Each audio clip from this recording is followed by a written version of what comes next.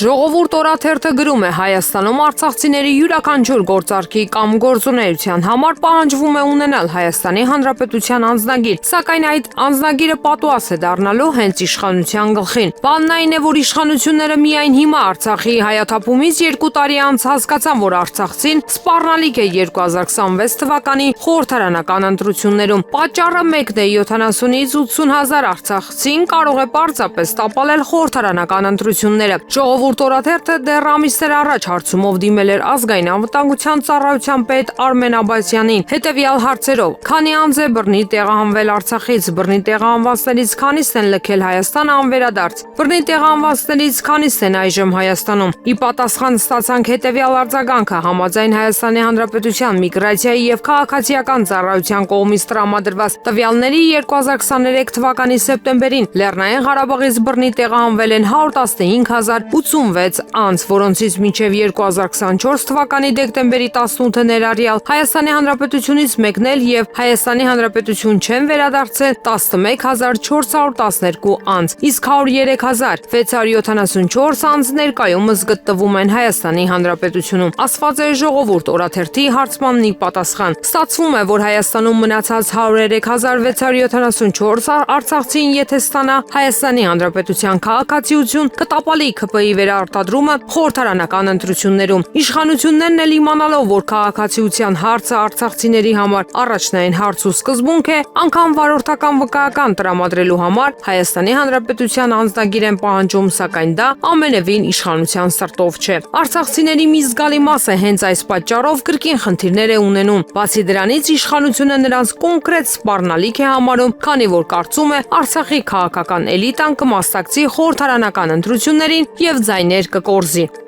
Ժողովուրդ օրաթերթը գրում է ազգային ժողովի падգամավոր Հովիկ Աղազարյանի եւ գլխավոր դատախազ Աննա Վարդապետյանի ազգային ժողով բանավեճը նոր փուլ է թևակողում։ Ժողովուրդ օրաթերթին հայտի դարձավ, որ ազգային ժողովի падգամավոր Հովիկ Աղազարյանը հայց է ներկայացնելու դատարան ընդդեմ գլխավոր դատախազի։ Ըստ մեր տեղեկությունների Աղազարյանին վրդովեցրել է այն հանգամանքը, որ գլխավոր դատախազ Աննա Վարդապետյանը իրեն անձեռնմխելիությունից զրկելու օր ազգային ժողովի ամբիոնից հնչեցրել է արտահայտություն, թե սուտ եք ասում։ Արդյունքում Աղազարյանը վստահ լինելով, որ սուտ չի խոսել, դիմում է դատարան, պահանջելով, որ գլխավոր դատախազը ազգային ժողովի ամբիոնից իր կողմից հնչեցրած արտահայտության համար ներողություն խնդրի։ Գլխավոր դատախազությունից փորձեցինք հասկանալ, թե ստեղծված իրավիճակի վերաբերյալ ինչ էր մտածում։ Ի պատասխան հայտեցին՝ իրավական պետությունում են գտնվում, իր իրավունքն է։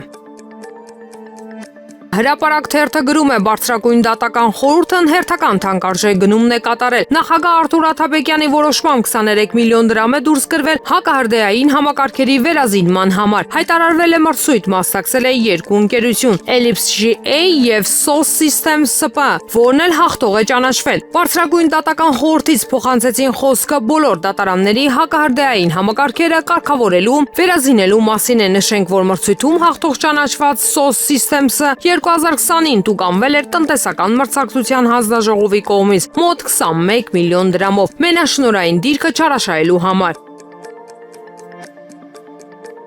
Տնտեսական մրցակցության պետական պաշտպանությունն արձանագրել է, որ ՍՊ-ն չարաշահել է մենաշնորհի դիրքը իրացման չհիմնավորված խտրական գների, այլ տնտեսվարող սուբյեկտների կամ սպառողների նկատմամբ այլ հավասար պայմաններում խտրական պայմանների, այդ թվում գների սահմանման կամ կիրառման, ապրանքի գնի չհիմնավորված պահպանման, չհիմնավորված բարձր գներ սահմանելով։ Այս ՍՊ-ի տնօրեն Վահագն Ծատուրյանը ճկուն մտքի տեր այն անձանցից է, որը կարողացել է աշխատել եւ նախկին եւ ներկա իշխանությունների հետ, առաջ տանելով իր բիզնեսը։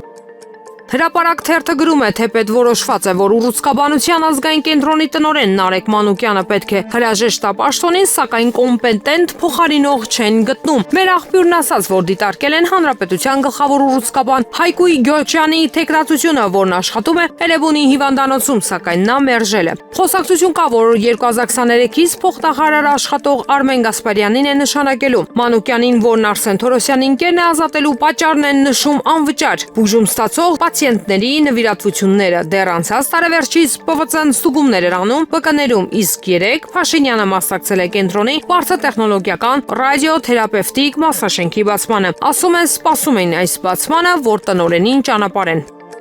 Ժողովուրդ օրաթերթի տեղեկությունների համաձայն անցած 5 օրը մարտի 27-ին ազգային ժողովի պատգամավորներ Հովիկ Աղազարյանին եւ Տարոն Մարգարյանին պատգամավորական անձեռնմխելիությունից զրկելու փակ քվեարկությունից առաջ ազգային ժողովի ՔՊ խմբակցությունը նիստեր արել, ըստ մեր լավատեղյակ աղբյուրների ՔՊ-ական պատգամավորները բավականին ընդդիմադիր դիրքերից են խոսել խմբակցության փակ նիստի ժամանակ։ Պարզվում է մի խումբ ՔՊ-ականներ բավականին կոպիտ եւ դեմ են արտահայտվել դատախազ Աննա Վարդապետյանի բերած միշտորդությանը, որի պետք է երկու պատգամավորներին Հովիկ Աղազարյանին եւ Տարոն Մարգարյանին զրկեին անձեռնմխելիությունից։ Ժողովուրդ օրաթերթի տեղեկությունների համաձայն ՔՊ-ականներից դեմ են արտահայտվել պատգամավոր Արսեն Թորոսյանը, Լուսինե Բադալյանը, Բաբկեն Թունյանը, Արման Եղոյանը, Վլադիմիր Վարդանյանը, ինչպես նաեւ Անդրանիկ Քոչարյանը, որոնք նշել են, որ դատախազի բերած հիմքերը բավականին թույլ են երկու պատգամավորի դեպքում էլ եւ պետք չէ գնալ այդ քայլին։ Պատգամավորները սակայն ստիպված են եղել քվեարկել, քանի որ ըստ մեր տեղեկությունների Հայաստանի Հանրապետության վարչապետ Նիկոլ Փաշինյանից արդեն հրահանգ վերաբերմունք էին ստացել, որ իրենք պետք է այդ երկու պատգամավորներին անպայման զրկեն անձեռնմխելիությունից եւ դատախազ Վարդապետյանին ձեռնունայն չթողնեն։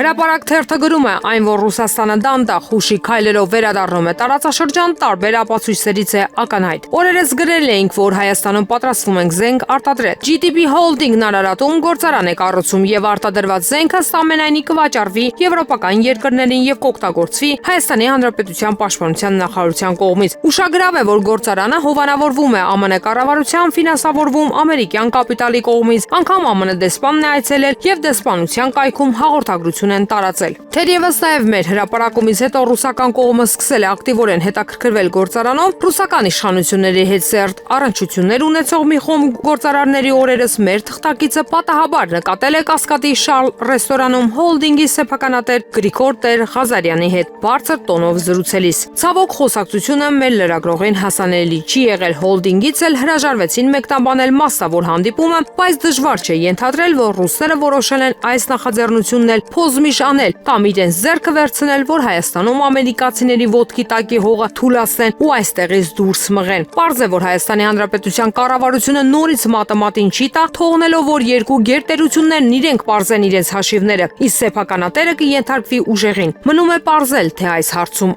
ով է թույլը եւ ով ուժեղը։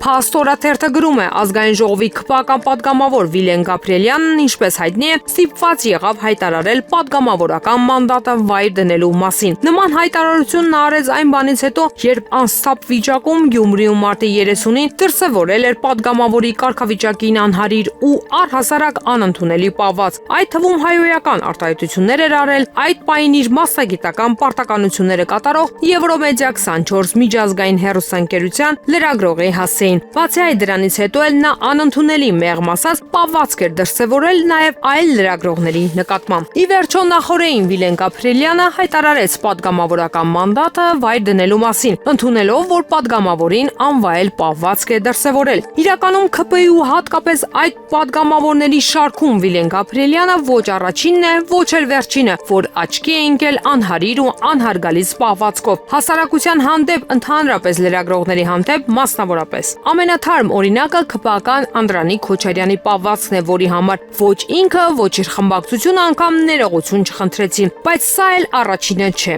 Երևի թե վերջինն էլ չի լինի հաշվի առնելով այս կուսակցության ու նրա պատգամավորների մեծ մասի էությունը։ Մյուս կողմից, թեպետ մեր երկրում շատ բան է գլխիվայր շրջվել, մանավանդ վերջին տարիներին, բայց լրագրողների մասնագիտական համերաշխությունը այնուամենայնիվ գործեց Գյումրու միջադեպի պարագայում։ Նախ լրագրողները թե տեղում իրենց շատ լավ ու համերաշխ դրսևորեցին, թե հետագայում, երբ ստորագրահավաք եղավ, անընդունելի միջադեպը դատապարտելու հետ կապված, այսինքն կատարվածը հասարակական մեծ հնչեղություն ստացավ, լրագրողները համախմբվեցին ու համերաշխություն դրսևորեցին իրենց գործընկերոջ, գործընկերների ու ընդհանրապես իրենց մասնագիտական իրավունքները պաշտպանելու առումով եւ հանրագումարում կարողացան որոշակի դաս տալ բոլոր նրանց, ովքեր չափները կորցրել են, նաեւ դեղին քարտ ցույց տալ բոլոր նրանց, ովքեր մտներով կանցկացնեն չափները կորցնել։